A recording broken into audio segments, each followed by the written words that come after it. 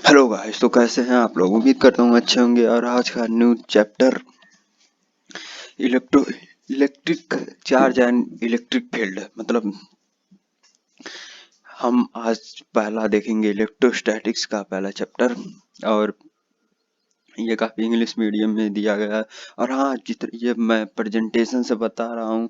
अगर प्रेजेंटेशन से बता रहा हूँ मतलब जितना मैं बता सकता हूँ उतना मैं बता दूंगा। और मैं बताया भी हूँ कि कौन कौन से हम चैप्टर आज क्लियर करेंगे। तो चलिए स्टार्ट करते हैं वीडियो। और जल्दी से वीडियो मतलब चैनल को सब्सक्राइब लाइक ठोक दीजिएगा कि हमें और भी बेहतरीन तरह से वीडियो बनाने में मदद मिले।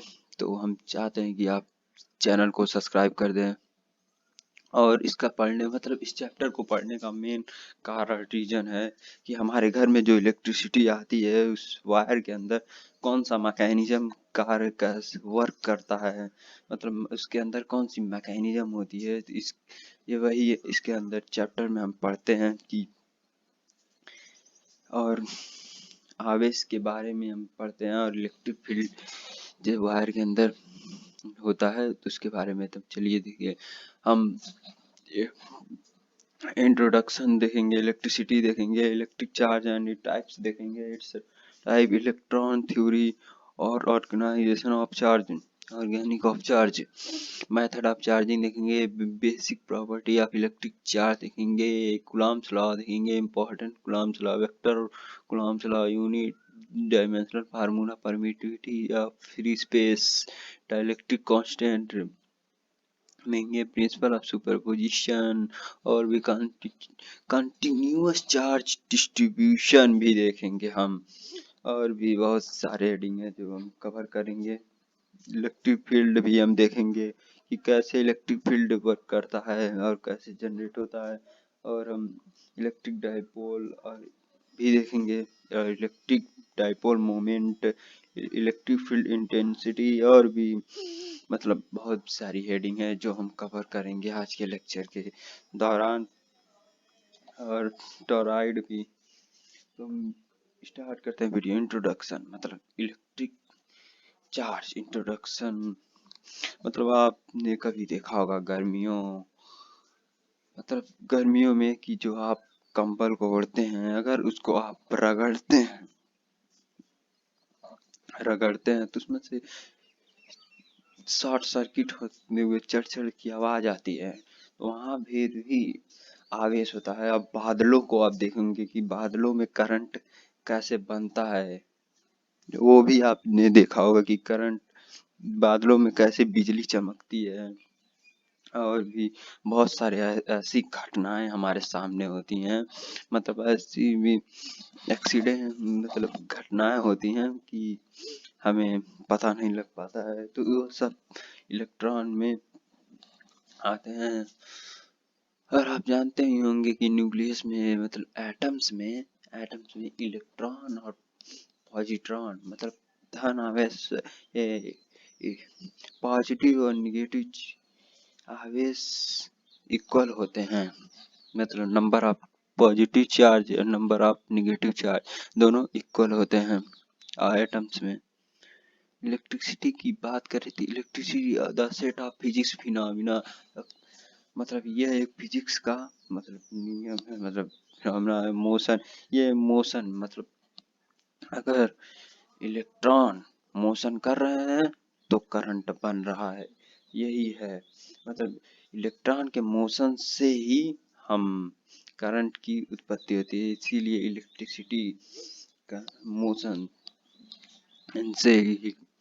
अगर हम और हाँ, अगर इलेक्ट्रिक फील्ड मतलब जो जो इलेक्ट्रिसिटी है, मतलब जो इलेक्ट्रॉन है जो वायर के अंदर फ्लो हो रहा है, जिस करंट बह रही है, मतलब वह उसके फ्लो के साथ साथ करंट भी नहीं, मैग्नेटिक फील्ड भी उत्पन्न करता है, मतलब मैग्नेटिक फील्ड भी बनाता है वो करंट के साथ साथ। और भी अगर वो एक्सीलेट हरदम आगे पीछे एक्सीलरेट कर रहा है तो वह इलेक्ट्रिसिटी और मैग्नेटिक फील्ड और रेडिएशन तीनों चीज छोड़ता है वो। अगर लेकिन वो मैग्नेटिक फील्ड की जो बात है वो आप यूनिट 4 में मतलब देखेंगे।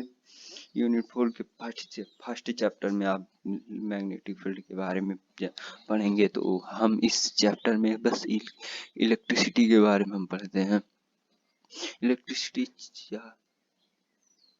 Electricity charge and it's type, मतलब इलेक्ट्रिक चार्ज कितने प्रकार के होते हैं। और वैसे तो 2 प्रकार के होते हैं, लेकिन हम 3 मानते हैं, क्योंकि पहला जो इलेक्ट्रॉन होता है पॉजिट्रॉन, इलेक्ट्रॉन होता है वो नेगेटिव चार्ज होता है, और जो पॉजिट्रॉन होता है वो पॉजिटिव चार्ज होता है। और अगर दोनों किसी मतलब अगर दोनों ही न्यूट्रल, जिसे हम जीरो चार्ज कहते हैं, जैसे कि मान लीजिए कोई रॉड है, अगर रॉड पे अगर मतलब रॉड पे नंबर ऑफ प्रोटॉन और नंबर ऑफ न्यूट्रॉन अगर इक्वल है तो वह रॉड न्यूट्रल है, बाहर होती है। जैसे एक एटम न्यूट्रल कब होता है, जब पॉजिटिव और नेगेटिव आवेश इक्वल होता है, मतलब प्रोटॉनों की संख्या इक्वल टू न्यूट्रॉनों की संख्या, इलेक्ट्रॉनों की संख्या। तो हम चार्ज भी देखें उसके, देखिए यहाँ पर केटायन, एनायन, ये 3 टाइप के होते हैं जनरली।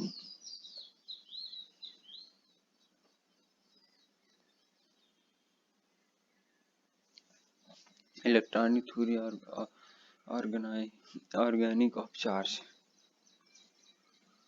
मतलब कोई positive charge given the same electric current, मतलब पॉजिटिव मतलब पॉजिटिव आवेश जो होता है उसी के डायरेक्शन में इलेक्ट्रिक करंट होता है। वैसे तो इलेक्ट्रॉन के उल्टी दिशा में करंट बनता है, डायरेक्शन उसका होता है, यही बताया गया है। अगर हम मेथड ऑफ चार्जिंग देखेंगे, मतलब मेथड ऑफ कि कैसे किसी बॉडी को पॉजिटिव या निगेटिव चार्ज करते हैं, मतलब उस पर एक्सेस ऑफ इलेक्ट्रॉन कैसे लाते हैं या एक्सेस ऑफ प्रोटॉन कैसे लाते हैं। जैसे मान लीजिए कोई बॉडी है, उस पर मतलब कोई रॉड है, वह उस पर नंबर ऑफ प्रोटॉन और नंबर ऑफ इलेक्ट्रॉन बराबर है, तो बॉडी न्यूट्रल है। लेकिन अगर उस बॉडी पे किसी कपड़े से रगड़ कर मतलब कैसे उस बॉडी पे इलेक्ट्रॉन कहीं से आ जाते हैं, तो वहां पर इलेक्ट्रॉन की संख्या उस बॉडी पे बढ़ जाएगी। तो बढ़ने से कारण उस पर इलेक्ट्रॉन की अधिकता हो जाने के कारण वहां पर नेगेटिव चार्ज उत्पन्न हो जाता है। लेकिन अगर रॉड से इलेक्ट्रॉन बाहर निकल जाए तो वहां पर इलेक्ट्रॉन की कमी हो जाने के कारण वहां पर पॉजिटिव आवेश जनरेट हो जाता है। लेकिन पॉजिटिव आवेश क्योंकि न्यूक्लियस में रहता है, पॉजिटिव आवेश को निकालना जल्दी संभव नहीं हो पाता है, लेकिन इलेक्ट्रॉन ही निकल कर आते जाते हैं, मतलब फ्री इलेक्ट्रॉन जिसे हम कहते हैं वही, क्योंकि फ्री इलेक्ट्रॉन जो होते हैं वो एटम से, न्यूक्लियस से थोड़ा वीक आकर्षण बल लगता है, मतलब वीक फोर्स से बंधे रहते हैं, तो इसलिए फ्री इलेक्ट्रॉन भी निकलने से कारण ही आवेश जनरेट होते हैं या नहीं भी होते हैं। तो अगर हम मेथड ऑफ चार्जिंग की बात करें तो मेथड ऑफ चार्जिंग 3 प्रकार के होते हैं, बाय फ्रिक्शन, कंडक्शन और इंडक्शन द्वारा। फ्रिक्शन के द्वारा हम देखें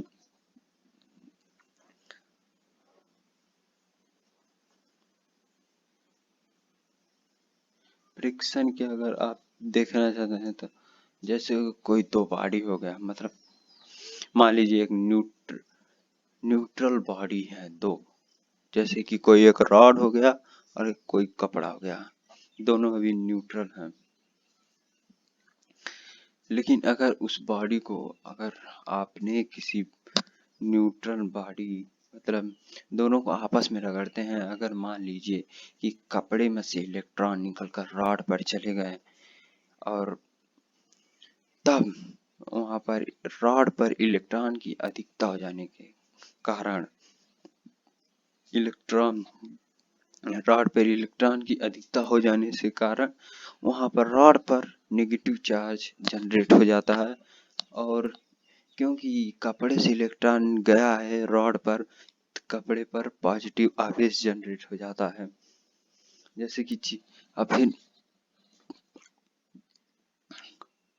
अगर चार्जिंग बाय कंडक्शन देखें, मतलब ये डेफिनेशन है, आप पढ़ना चाहते हैं तो पढ़ सकते हैं, लेकिन मैं चित्र से बता दे रहा हूँ।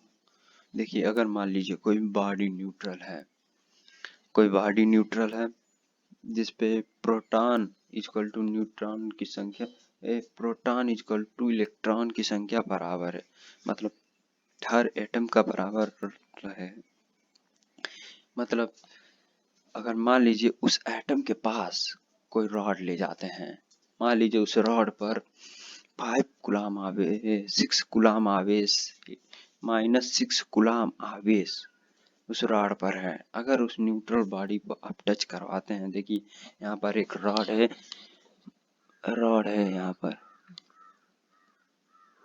ये रॉड है, मान लीजिए इस पर 6 कूलाम है। अगर जैसे ही आप न्यूट्रल बॉडी को टच में लाते हैं तो दोनों इक्वल डिवाइड हो जाएंगे, मतलब -3 कूलाम आवेश रॉड पर आ जाएगा, -3 कूलाम न्यूट्रल बॉडी पर आ जाएगा, तो -3 दोनों हो जाएंगे। ये क्यों होता है? क्योंकि जो रॉड है उस पर इलेक्ट्रॉन की अधिकता हो जाने से कारण वह इलेक्ट्रॉन अधिक था, मतलब वह अपने हद से ज्यादा इलेक्ट्रॉन रखा था। कोई बॉडी न्यूट्रल रहती है तब वह बॉडी स्टेबल रहती है। इसलिए जब उस पर -6 कूलाम आवेश था, जैसे ही टच करवाने पर दोनों हाफ में डिवाइड हो गए, और इसलिए न्यूट्रल जो बॉडी थी उस पर -3 कूलाम आवेश उत्पन्न हो गया। अगर चार्जिंग बाय इंडक्शन की देखें तो चार्जिंग बाय इंडक्शन मतलब ये आप थ्योरी पढ़ लीजिएगा। इंडक्शन की बात करें, मान लीजिए जैसे कि चित्र में दिखाया हुआ है, ये भी दो गोले हैं, मतलब दो न्यूट्रल बॉडी हैं। अब दोनों न्यूट्रल के बॉडी के सामने एक यहाँ पर देखिए रॉड पॉजिटिव चार्ज, जिस पर इलेक्ट्रॉन की कमी है, इसीलिए वहां पर पॉजिटिव आवेश जनरेट हो गए हैं।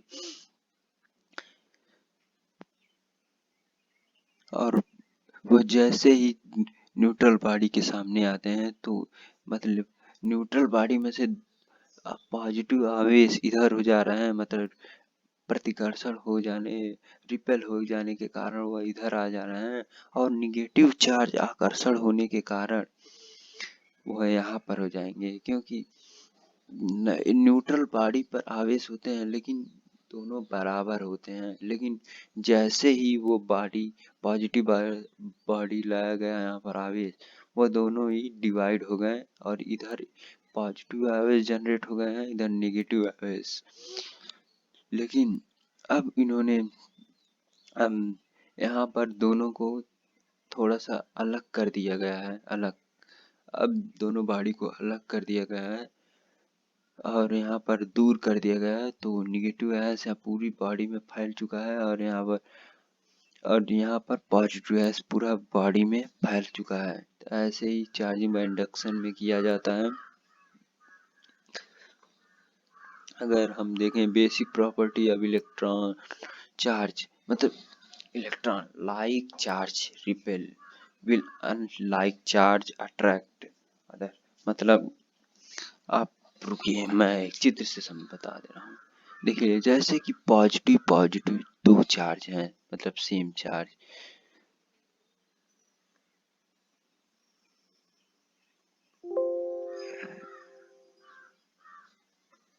ये 3 चित्र को देखिए। पहला देखिए, पहला यहाँ पर सेम चार्ज लिखा है, पहला सेम चार्ज, जैसे कि पॉजिटिव है, एक दूसरे को रिपेल मतलब ढकेल रहे हैं दोनों की उल्टी दिशा में, तो इसीलिए फिर लाइक सेम चार्ज, मतलब दोनों ही सेम चार्ज हैं, इसीलिए दोनों ही रिपेल कर रहे हैं। जैसे कि मैग्नेट में होता है, नॉर्थ नॉर्थ रिपेल करता है और साउथ साउथ भी रिपेल करता है, लेकिन नॉर्थ साउथ अट्रैक्ट करते हैं। ठीक उसी प्रकार यहाँ पर सेम सेम चार्ज दोनों को रिपेल कर रहे हैं और अनलाइक मतलब charge opposite side charge attract कर रहे हैं। इसी को हम आवेश मतलब इसी और कूलॉम्स लॉ इन्हीं पे बेस्ड है कि मतलब ये दोनों प्रतिकर्ष रिपेल और अट्रैक्ट किस फोर्स से कर रहे हैं। इन्होंने कूलॉम ने अपने मतलब प्रयोग में यही उनके सूत्र मतलब बताता है। तो हम Coulomb's law. Coulomb's the force attraction or repulsion action along the straight line between two electric charge direct proportional the product of charge into the square distance between them। मतलब कहने का मतलब उनका ये है कि F इक्वल टू के जहाँ कोई कांस्टेंट है जिसकी वैल्यू 9 इंटू 10 पे 9 है, 10 पे 9 है। तो हम F equal to Q1 Q2 upon R square मतलब ये इनवर्सली प्रोपोर्शनल है R स्क्वायर के। जैसे जैसे आप दूरी को बढ़ाते रहेंगे और वैसे वैसे इनकी फोर्स मतलब फोर्स घटेगा। अगर आप दूरी को बढ़ाते हैं तो इनकी फोर्स जो मतलब जो बल लगेगा वह धीरे धीरे कम हो जाएगा। और ये डायरेक्टली प्रोपोर्शनल है आवेश के, मतलब आवेश जितना अधिक होगा मतलब उतना ही फोर्स अधिक लगेगा। हाँ, हालांकि ये सूत्र डिराइव नहीं किया हुआ है, मतलब इन्होंने एक्सपेरिमेंटली ये प्रूव किया था कि उन्होंने लैब में और कि मतलब जब उन्होंने एक्सपेरिमेंटली बार बार एक्सपेरिमेंट कर रहे थे तब उनको कुछ वैल्यू मतलब जब भी कोई साइंटिस्ट एक्सपेरिमेंट करता है तब उसकी एक्सपेरिमेंट सक्सेस हो जाती है, लेकिन कुछ वैल्यू कम होती है हर एक्सपेरिमेंट में। तो वही कांस्टेंट दिया जाता है कि यह वैल्यू को मेंटेन रखे, सही फोर्स दिखाए। तो कूलॉम्स लॉ, अगर Coulomb's law important of Coulomb's law मतलब अभी बताया ना, ये इनवर्सली प्रोपोर्शनल है आर स्क्वायर के। जैसे जैसे आप दूरी को बढ़ाते रहेंगे वैसे वैसे फोर्स कम होता रहेगा, जैसे जैसे आप आवेश को बढ़ाएंगे वैसे वैसे फोर्स बढ़ेगा। तो यही रीजन है, यही इम्पोर्टेंस है। और हाँ, आवेश से मतलब एक मतलब कोई पॉजिटिव आवेश से इलेक्ट्रिक फील्ड जनरेट होता है और नेगेटिव पर इलेक्ट्रिक फील्ड मतलब अभी हम आगे इलेक्ट्रिक फील्ड देखेंगे। Vector vector form of Coulomb's law मतलब वेक्टर फॉर्म का समझते हैं कि वेक्टर में दिशा हमें बताना होता है। तो मतलब दिशा मतलब एक आवेश से दूसरे आवेश पर किस दिशा में फोर्स लग रहा है, अगर उसकी बात करेंगे तो डेफिनेशन आप पढ़ लीजिएगा। और जैसे वेक्टर ऑफ कूलॉम्स लॉ, जैसे कि यहाँ पर देख रहे हैं यहाँ पर ये एक यूनिट वेक्टर है जो डायरेक्शन को दर्शाता है, इसलिए वो यहाँ पर इसी को बस हम करते हैं। और ये तो मैग्नीट्यूड है, मैग्नीट्यूड है जैसे कि Q1 द्वारा मतलब Q1 यहाँ पर देखिए 1 2 का मतलब होता है कि Q1 ने Q2 पर इस डायरेक्शन में फोर्स लगाया है और Q2 ने इस डायरेक्शन में Q2 ने Q1 पर इस डायरेक्शन में फोर्स लगाया और ये उसकी मैग्नीट्यूड है मतलब लेंथ है। फाइनल माइनस इनिशियल कर आप निकाल सकते हैं डायरेक्शन। तो यही वेक्टर फॉर्म है, अगर आप क्लास 11th में अगर वेक्टर पढ़े होंगे तो बढ़िया, लेकिन हालांकि ये एक प्रेजेंटेशन है तो उस पर हम मतलब राइट कर आपको बता नहीं सकते बढ़िया से, लेकिन जितना हो सके मैं बता दूंगा। यहाँ पर देखिए अगर इसके यहाँ पर अगर ये फोर्स मतलब कूलम्ब्स लॉ का ये जो फोर्स है, यहाँ पर ये चेंज किया हुआ है यूनिट वेक्टर को वेक्टर फॉर्म में लिख देने, यूनिट वेक्टर को लिखने में। अगर यूनिट ऑफ चार्ज देखेंगे, मतलब यूनिट ऑफ चार्ज मतलब फोर्स कूलम्ब्स के यूनिट्स क्या होंगे, तो मीटर किलोग्राम सेकेंड पर एम्पियर होता है। लेकिन कूलम्ब्स भी आप कह सकते हैं, अगर कूलम्ब्स में भी उनके काउंट किया जाता है। 1 कूलम्ब इक्वल टू इतना 6.25 10 पे 18 इलेक्ट्रॉन होते हैं। जैसे कि मैंने बताया था कि एक इलेक्ट्रॉन पे इतना चार्ज होता है, एक इलेक्ट्रॉन पर 1.6 गुणे 10 पे -19 कूलम्ब्स होते हैं।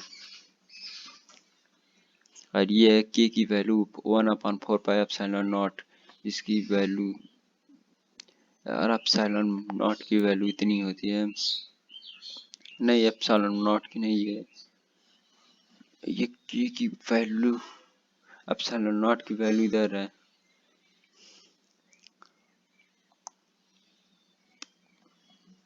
तो अगर आप फोर्स को न्यूटन भी लिख सकते हैं, और ये तो डायमेंशनल फार्मूला है जो कि आप देख सकते हैं, एन पर माइनस एन रियल, इस पर देख लीजिएगा। ये तो थोड़ा आप पढ़ लेंगे तो आपको पता चल जाएगा। ये भी वैक्यूम में इलेक्ट्रिक फोर्स बिटवीन, अगर आपके electric force between multiple charge मतलब प्रिंसिपल ऑफ सुपरपोजिशन, मतलब ये बता दे रहे हैं। जैसे कि मान लीजिए मान लें बहुत सारे चार्ज हैं, मतलब बहुत सारे चार्ज हैं, जैसे कि चित्र में आप देख रहे हैं। अगर मान लीजिए उसके बीच में किसी एक आवेश पर आपको फोर्स निकालना हो तो कैसे निकालेंगे, हर मतलब कैसे निकालेंगे, तो इसीलिए प्रिंसिपल ऑफ सुपरपोजिशन कि सबका सम कर आप निकाल सकते हैं। जैसे कि देखिए Q5 पर Q1 पर इधर फोर्स लग रहा है, Q2 का फोर्स इधर लग रहा है, क्योंकि ये सब पॉजिटिव आवेश हैं, तो Q1 का इधर फोर्स लग रहा है और नेट फोर्स इधर साथ लग रहा है, नेट फोर्स। तो ऐसे मतलब सबका सम कर निकाला जाता है। और यहाँ पर इसका कांस्टेंट की जिसकी वैल्यू ये कांस्टेंट है, इसलिए बाहर निकाल दिया गया है। अगर इसकी दूरी अगर सेम है तो हम दूरी को भी निकालते हैं, मतलब कॉमन ले लेते हैं। तो ऐसे ही सूत्र डिराइव होता है। अगर हम देखें मतलब ग्रेविटी और इलेक्ट्रोस्टैटिक फोर्स, तो काफी ये दोनों मतलब इनकी तुलना किया जाए, मतलब एक दूसरे की तुलना की जाए कि सबसे ज्यादा फोर्स किसका है, तो इलेक्ट्रोस्टैटिक्स का सबसे अधिक फोर्स होता है। ये आप डिराइव अपने आप कर सकते हैं। मतलब आपको इलेक्ट्रोस्टैटिक्स जो आप फोर्स निकालते हैं उसमें आवेश की जरूरत है, तो आप इलेक्ट्रॉन और प्रोटॉन की आवेश ले सकते हैं, क्योंकि प्रोटॉन पॉजिटिव चार्ज है, इलेक्ट्रॉन नेगेटिव चार्ज है। और उसका मास भी आपको पता है 1.9 कुछ होता है, उसका आप मास भी निकाला है, उसको आपका मास भी पता है। उसकी मदद से अगर आप F इक्वल टू के कांस्टेंट है, आवेश तो पता है दोनों का 1.6 10 पे -19 दोनों का आवेश आप जानते हैं, पॉजिटिव माइनस। और अगर डिस्टेंस भी दोनों के बीच में सेम ही होगा तो डिस्टेंस को आप काट सकते हैं, मतलब एक दूसरे को भाग देकर उससे आप मतलब फोर्स को निकाल सकते हैं कि सबसे अधिक फोर्स किसका है। अगर ग्रेविटी फोर्स मतलब ये मास पर लागू होता है, जैसे कि द्रव्यमान पर, जैसे कि पृथ्वी हो गया, सन हो गया, मार्स हो गया, मून हो गया। और इलेक्ट्रोस्टैटिक फोर्स जो कि एक आवेश पर मतलब चार्ज पर लगता है, जैसे कि इलेक्ट्रॉन प्रोटॉन हुआ, चार्ज पर लगता है, और ये काफी बड़ा फोर्स लगता है। इसकी फोर्स बड़ी होती है ग्रेविटेशनल से। दोनों में डिस्टेंस की जरूरत होती है, मतलब ये दोनों के जो बल हैं काफी सिमिलर हैं, लेकिन इलेक्ट्रोस्टैटिक्स का फोर्स अधिक है। दोनों को आप कांस्टेंट से कंपेयर कर सकते हैं कि कांस्टेंट दोनों का सबसे अधिक इलेक्ट्रोस्टैटिक्स का कांस्टेंट होता है। कांस्टेंट से भी आप पता कर सकते हैं कि कांस्टेंट सबसे अधिक इलेक्ट्रोस्टैटिक्स का है, तो इलेक्ट्रोस्टैटिक्स का ये देखो कंटिन्यूअस चार्ज डिस्ट्रीब्यूट्स। इसको तो हमको बोर्ड पर इससे प्रेजेंटेशन से अगर बढ़िया नहीं बता पाएंगे, लेकिन थोड़ी मोड़ी जानकारी मैं दे दे रहा हूँ। जैसे कि इलेक्ट्रिक कांस्टेंट मतलब कोई एरिया हो गया, सरफेस एरिया मतलब स्क्वायर प्लेन, उस पर चार्ज कैसे डिस्ट्रीब्यूट होंगे, कितना होंगे, कैसे निकाला जाता है, इस चार्ज इस मतलब इस हेडिंग के अंदर पढ़ते हैं। मान लीजिए कोई रॉड है, लेंथ है उसका L, तो उस पर अगर चार्ज डिस्ट्रीब्यूट है तो कितना है। अगर कोई वॉल्यूम है मतलब कोई आयतन है, उस पर कितना आवेश डिस्ट्रीब्यूट हुआ है, उसकी मदद से निकालते हैं। तो ये आप अपनी NCERT किताब से पढ़ लीजिएगा।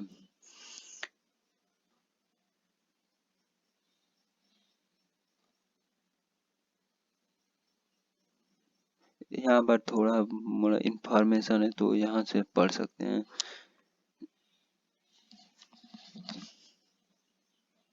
इलेक्ट्रिक फील्ड की बात करें, इलेक्ट्रिक फील्ड रुकिए दिखा रहे हैं। इलेक्ट्रिक फील्ड जैसे कि मैंने बताया पहले भी कि पॉजिटिव आवेश से इलेक्ट्रिक फील्ड जनरेट होता है, मतलब वहां से इलेक्ट्रिक फील्ड निकलते हैं, और नेगेटिव के पर इलेक्ट्रिक फील्ड अंदर की ओर जाते हैं। जैसे कि मैग्नेट में होता है, नॉर्थ से चुंबकीय बल रेखाएं मतलब मैग्नेटिक फील्ड नॉर्थ पोल से निकलते हैं, साउथ पोल की अंदर ओर जाते हैं, तो एक क्लोज लूप बनता है। ठीक उसी प्रकार इसमें भी होता है कि पॉजिटिव से निकलते हैं, नेगेटिव में चले जाते हैं, तो इसीलिए इसमें भी एक क्लोज लूप बनता है। हम अगर मान लीजिए ये बहुत दूर है तो इनके बल रेखाएं एकदम सोज मतलब एकदम एक स्ट्रेट लाइन हो जाती हैं, और ये कभी एक दूसरे को काटती नहीं है, मतलब एक दूसरे को कभी काटती नहीं है। अगर यही होता है कि वायर के अंदर इलेक्ट्रिक फील्ड जनरेट होता है, और उसके अंदर अगर मान लीजिए कोई इलेक्ट्रॉन है तो उस पर मतलब ये एक नेगेटिव चार्ज है, तो ये इसको ढकेलेगा, मतलब ये इसको रिपेल करेगा इस साइड, और ये इसको प्रति मतलब अट्रैक्ट करेगा पॉजिटिव आयस, तो ये इधर मतलब फोर्स इधर इसको लगेगा तो ये इधर मूव करेगा, और जो करंट बनेगा इस दिशा में करंट इस दिशा में बनेगा। तो इलेक्ट्रिक फील्ड अगर इलेक्ट्रिक फील्ड की इंटेंसिटी देखें तो मतलब ये जो आवेश है, मतलब जो आवेश से इलेक्ट्रिक फील्ड निकलता है उसी को हम आवेश रखते हैं। मतलब ये यहाँ पर देखिए वहाँ Q से इलेक्ट्रिक फील्ड हम Q से यहाँ पर भाग करते हैं, electric field F upon Q यहाँ पर F E equal to E से इलेक्ट्रिक फील्ड होता है, और E equal to F upon Q.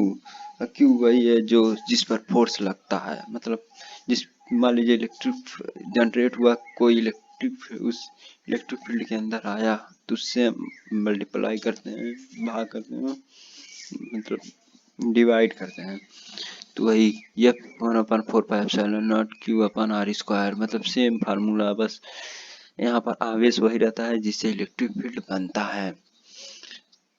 यह पढ़ लीजिएगा, यहाँ पर मैंने कुछ डिफिनेशन दे दी है। Electric field intensity due to a point charge, मतलब एक पॉइंट चार्ज के लिए इलेक्ट्रिक डाइपोल की बात करें तो हम मान लीजिए कि एक प्लस मतलब जो उसका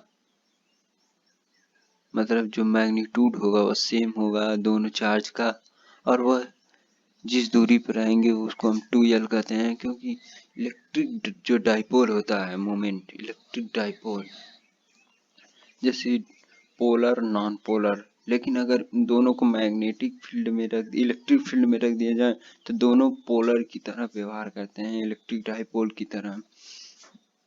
जैसे कि उनके दूरी में मतलब वो एक रोटेशनल इलेक्ट्रिक फील्ड के में एलॉन्ग मतलब वो पॉजिटिव नेगेटिव आवेश के बीच में थोड़ी डिस्टेंस हो जाती है, उसी को इलेक्ट्रिक डाइपोल कहते हैं।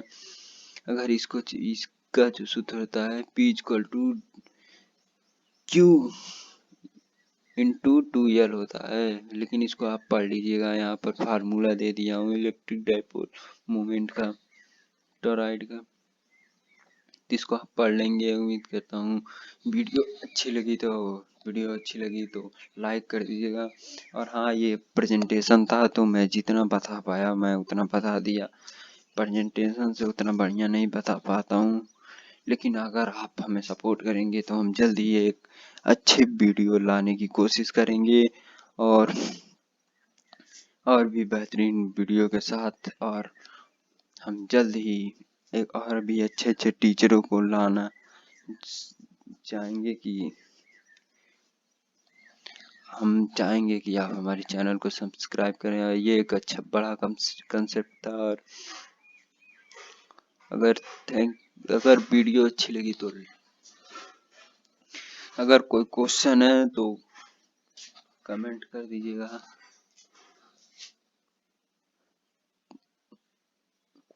ईमेल कमेंट कर सकते हैं। अगर वीडियो अच्छी लगी तो लाइक सब्सक्राइब ठोक दीजिएगा, और भी सपोर्ट करिए कि बेहतरीन वीडियो के साथ आने के लिए। तो वीडियो को एंड करते हैं।